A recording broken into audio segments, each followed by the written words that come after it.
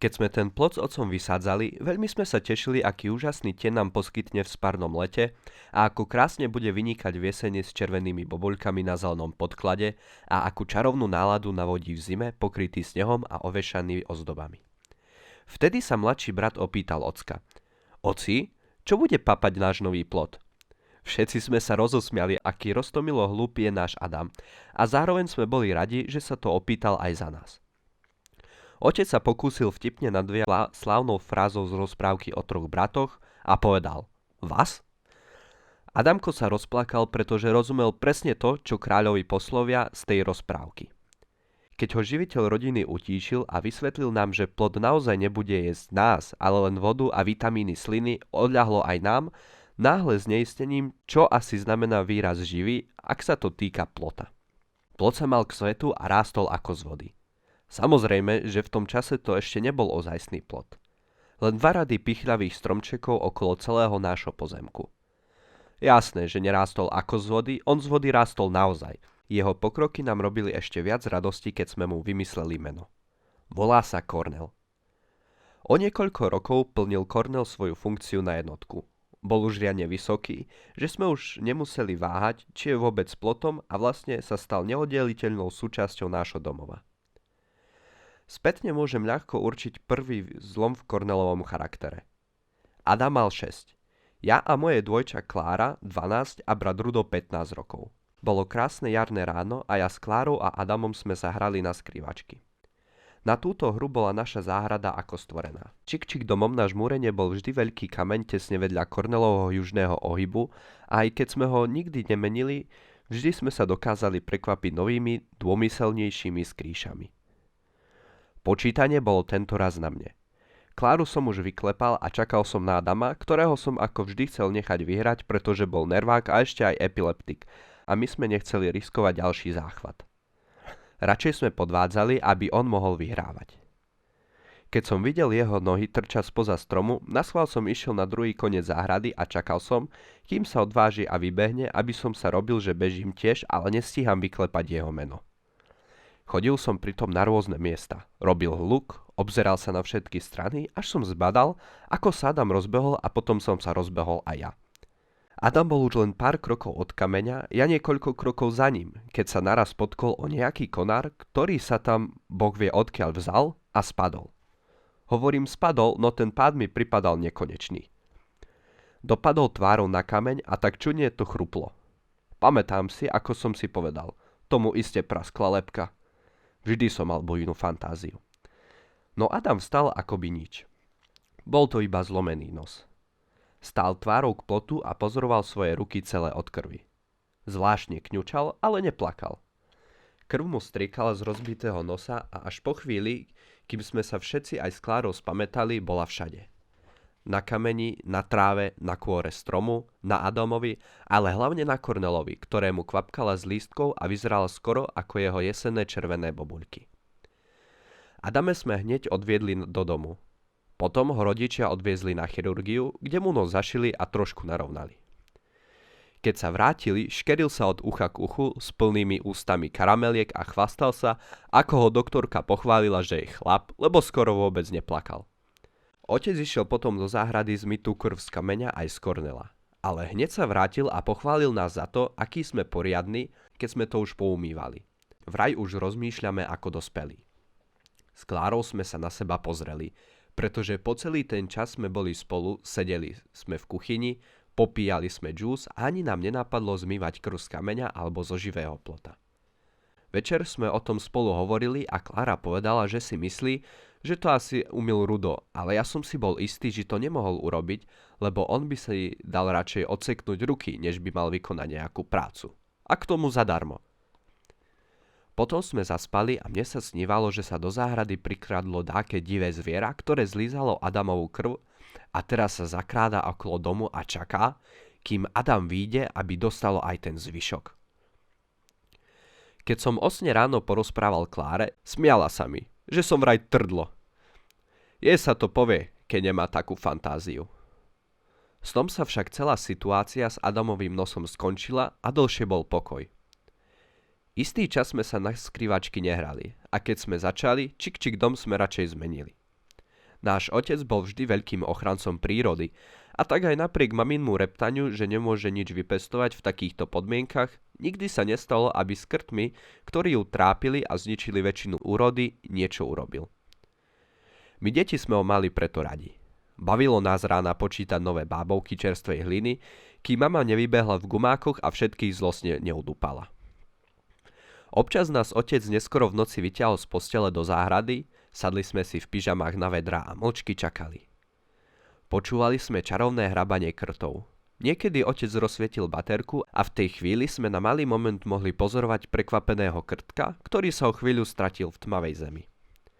V jedno letné ráno, asi mesiac po príhode so skrývačkou, čo skončila tak krvavo, sme opäť vykúkli z okna, aby sme spočítali nové krtince. To, že v celej záhrade nebol ani jeden, nás úplne zmiatlo. Nemohli sme uveriť, že mama vzala svoje vyhrážky vážne a rozsypala po záhrade jed. Bežali sme za ňou a spýtali sme sa jej: Mami, prečo si to spravila? Vyzerala tak prekvapene, že sme jej uverili, keď hovorila, že ona nič neurobila a netuší, kam sa krtkovia podeli. A naopak, ona sa pýtala nás, či sme náhodou nevideli jej harpiu. Bola to mamimná mačka, ktorú všetci okrem nej neznášali a ona tiež nikoho nepustila k sebe, len mamu. Bola stará ako Matuzalem a zákerná ako 100 čertov. Keďže bolo dosť nebezpečné ju stretnúť, často sme ju niekam zatvárali. Teraz sa k tomu však nikto nepriznal a tak sme sa ju vybrali hľadať. Našla ju Klára a našli sme ju podľa jej kvičania. Harpia, ktorú nikto z nás nemal rád, tam ležala. Spoznali sme ju len na základe jej ružového obojku s rolničkou, čo jej darovala matka. Varík jej 1000. narodeninám. Harpia už nevyzerala ako postaršia tučná mačka, ale ako handrová či plyšová hračka v tvare mačky s roztrhaným kožuchom a kostiami na kašu. Otec oniesol harpíne ostatky ku Kornelovi za kompost a ja som mu pomohol vykopať jamu, do ktorej sme chceli mačku pochovať. Oco bol bledý a stále mrmlal. Aká beštia to mohla urobiť? Myslel som na to isté, ale všetko ako by sa ma vôbec netýkalo. Ako by sa to odohrávalo v televíznej a nie v našej záhrade. Keď som zase zaril lopatu do zeme, narazil som na čosi mäkké.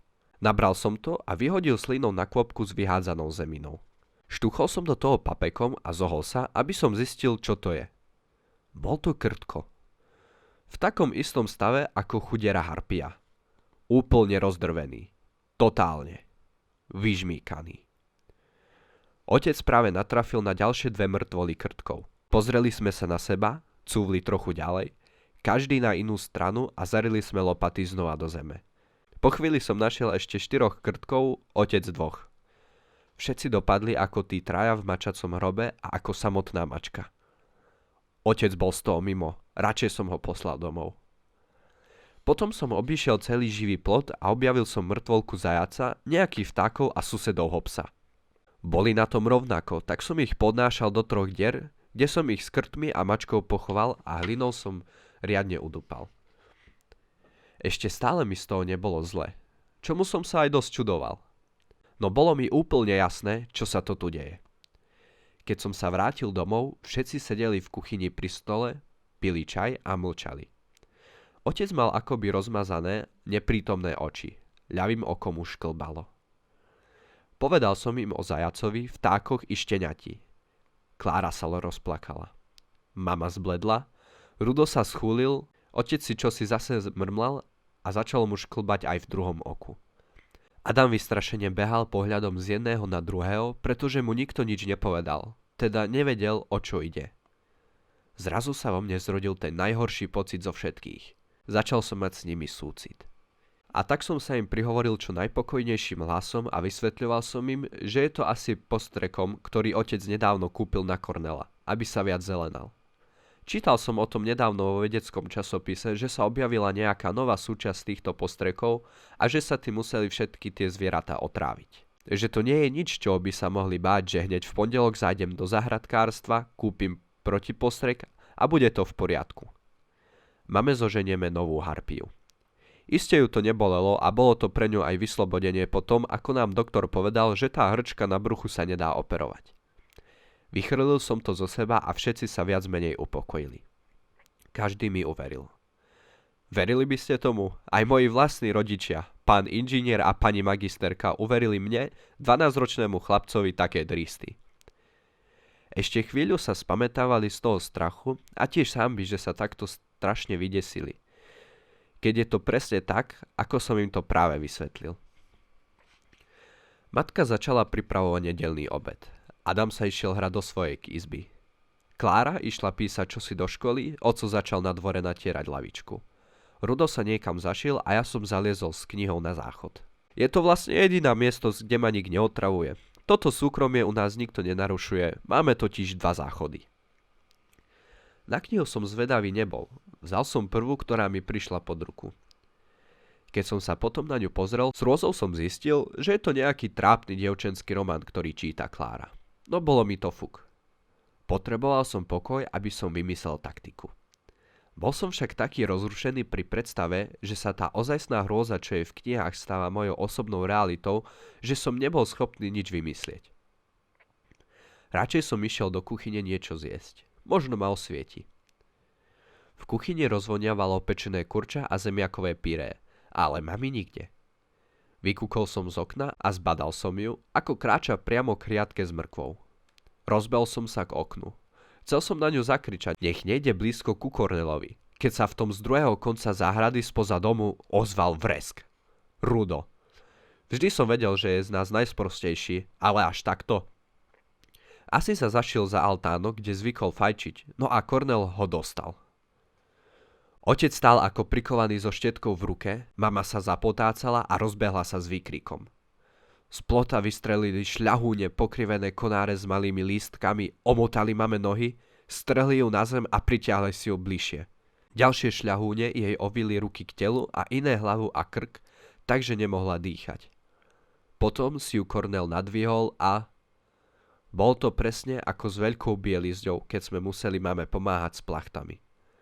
Ona na jednom konci, my na druhom, točili sme plachtu, každý na inú stranu tak dlho, pokiaľ z nej ešte niečo tieklo. Vyžmýkal ju na seba. Ani nestačila zakričať. Otec sa k nej rozbehol, až keď ju halúze shodili na zem. Teraz tam len tak stál a pozeral sa, ako Kornel odhadzuje vyžmýkanú matku na kompost. Nakoniec je ako otec, tiež všetko zužitkuje. Pomyslel som si pri pohľade na kompost vedľa Harpínoho hrobu. Vtedy už z plota vyrazili ďalšie poplazy a obmotali ho. Otec sa bránil, niektoré z nich pretrhol, ale veľmi mu to nepomohlo. Kornel mal konárov očivine neúrekom. Otec na ne nemal. Napokon skončil vyžmýkaný do poslednej kvapky tam, kde matka. Malé lístky náhlivo a nenásytne lízali kvapky, čo dopadli na zem. Tom som kútikom oka zachytil pohyb. Celkom som zabudol na Adama, ktorý to všetko asi sledoval zo svojej izby. Zletel po schodoch a urobil najväčšiu a poslednú hlúposť vo svojom živote. Mami, oci, kvílil letia cez záhradu ku kompostu. Vyskočil na hnijúcu kopu odpadkov a tvárou sa pritískal k tomu, čo zostalo z našich rodičov. Už nemalo zmysel pokúšať sa ho zachrániť.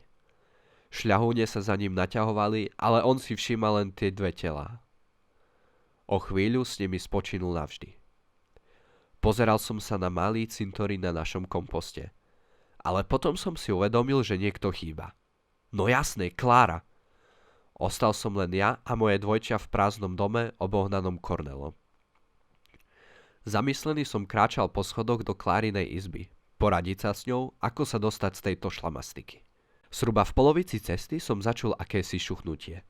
Vošiel som do jej izby, okno otvorené, oň priviazaná plachta visiaca z okna a Klára za krk na jej konci. Pocítil som ľútosť. Klára, mne najbližšia, moje dvojča, nechala ma v tom samého. Mala okná na tú istú stranu ako Adam a kuchyňa. To znamená, že videla to isté, čo ja, alebo on. Ale že by bola taká slabá ako 6-ročné decko, to som si nemyslel. S trochou smútku a trochou záujmu som sledoval, ako Kornel naťahuje svoje šľahúne na poschode priamo k visiacej Kláre. Omotal jej nohy a potiahol. Po chvíli usilovného ťahania povolila časť okna, o ktorú bola priviazaná plachta, a Klárino telo dopadalo na vydláždený chodník pred domom. Ako si ju Cornel priťahoval, doširoka otvorené vypulené oči sa vpíjali do mojich.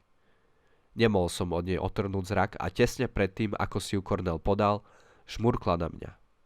Ako vždy. Môj sprisahanec, moje dvojča. Vstávaj, no tak vstaň, reveš tu ako v lese, zase sa ti niečo snívalo. Otec by ti mal zakázať tie horory, lomcuje mnou Klára. Spotený od hrôzy som si sadol. Pach môjho strachu sa mieša s voňou a vyváže, ktorú mama používa na posteľnú bielizeň. Čo to tam zasa vyvázate? Volá mama z kuchyne. Cítim sa trápne, takto sa nechá nachytať nočnou morou. Ale bolo to také živé, také skutočné. Keď si sa už zobudil, pôjdeme zrátať krtince, nie? Zvolá na mňa sestra. Jasné. Štuchnem ju lakťom do rebier. Zasmejeme sa a prihrnieme sa k oknu. Ako to? Pozerá Klára na neporušenú záhradu. Bežíme za mamou do kuchyne. Mami, ako si ich mohla otráviť? Je to hnusné. Nikoho som neotrávila, tiež som sa čudovala, že tam nie sú žiadne krty. A nemôžem nájsť harpiu, nezavreli ste ju zasa niekam. Klára tvrdí od dušu, že nie, ja mlčím. Viem, čo sa stane a vôbec nič s tým neurobím.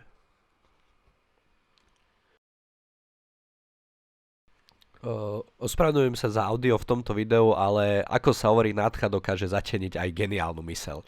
Takže ak sa vám video páčilo, nezabudnite dať like, to nemá dajte odber a vidíme sa pri ďalších videách. Čaute.